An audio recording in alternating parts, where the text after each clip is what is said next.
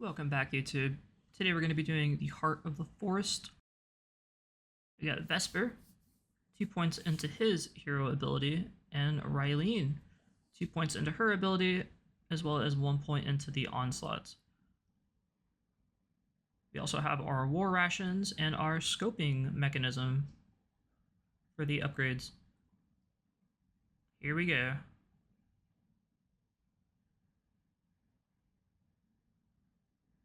Alright, starting off, we have a level 3 Archer Tower in the center roundabout, and a level 1 Mage Tower on the right-hand side.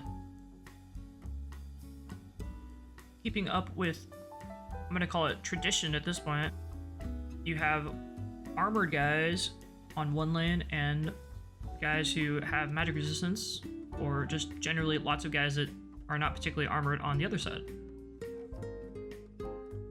I use Vesper to chase down one of the guys. Pro tip, if you have to pick one hero to chase down someone who's otherwise getting away, use Vesper. He is a lot faster than Rylene. He is squishier, but he is also a lot faster. So if it's just like one little squishy guy like that, definitely send Vesper to do it. We're going to use our hero ability pretty liberally early on.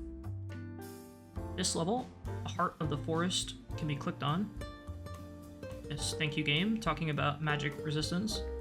This is the first level where we see magic resistance. These spirit turtle things, turtle shamans, excuse me, have high HP and some magic resistance. It is a good idea to drop your Dark Knights or have Rylene try to solo one of these things. You don't want them healing, obviously. That can cause problems if they start to pile up, so try to isolate them as best you can. These are definitely one of the enemies you just want to kind of take out of the fight. You know, isolate them with your reinforcements, hero ability, or hero. Here we're going to be moving our Vesper to try to chase down some of these rats that are getting away. I do have to build a Archer Tower in the back and drop reinforcements. Over on the right, just make sure your Rylene does not die. That evil panda almost killed her. I noticed in time, I moved her back. We're gonna let the Archer Towers finish off these rats. Once we have enough Archer Towers, we can just use our reinforcements and our Archer Towers to kill them off. We don't have to micro our hero anymore. I do build a barracks over on that left-hand side, just in case. And I'm getting a second and third point into our H Tower.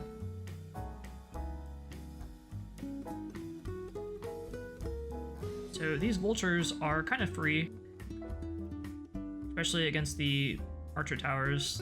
They pose little to no threat.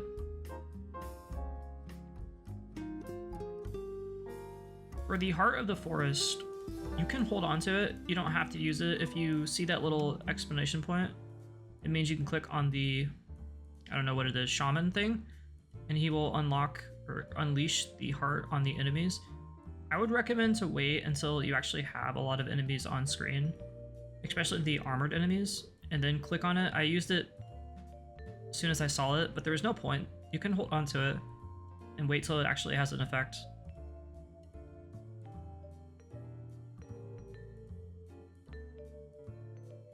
So upgrading our Archer Towers on the left-hand side. We should have 2 level 3 Mage Towers on the right-hand side. That will be enough to deal with all the armored guys coming on the right-hand side. This time I wise up, and I hold out a little bit before I use the Heart of the Forest. That is a better use of it, I think. Both our heroes are getting very low, and they both die to those rats. Dirty rats. Fortunately, we have enough defense to where it doesn't really matter. I would say if your heroes are getting low in HP, it's probably a good thing, at least for Rylene. It means you're using them. And think of their health as like a resource, but you don't really want them to die. So I think maybe if I had microed a little bit better, they didn't all have to die there, but it's not that big of a deal. Sometimes it can be hard to restore their HP if there's a lot of enemies, because they have to actually find a spot to stand and heal up without being attacked. And that can be difficult. That was a free wave, basically. Wave 9 was pretty easy. Going into wave 10, we're going to try to isolate the healers again. Got a pretty decent Heart of the Forest ability. And dropping our Death Knight down towards the bottom. Doing a good job of separating these healers from the rest of the enemies. And at this point, we can tell that we've won the game. Rylan taking the guys on the left, or other left, right-hand side. And the last guy is getting finished off with the archers. And that is GG.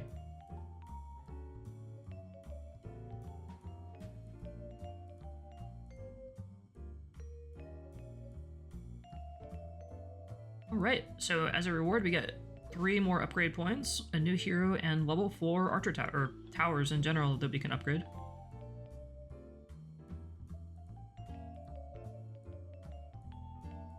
Unlocked a new level. And let's go and take a look at this new hero. His name is Naru, and I will go ahead and equip him. I think I upgraded his hero power here, I'm not sure. Maybe I forgot to, but I will next video, don't worry. We will equip Naru and get rid of Vesper. The idea is that I want to keep Rylan because she's cool. She's our only dark hero, dark side hero, so I will keep her as like a tank. And then I can keep this guy as a kiter. Also using his abilities to kind of stall. Anyway, thank you guys for watching. You have a good one.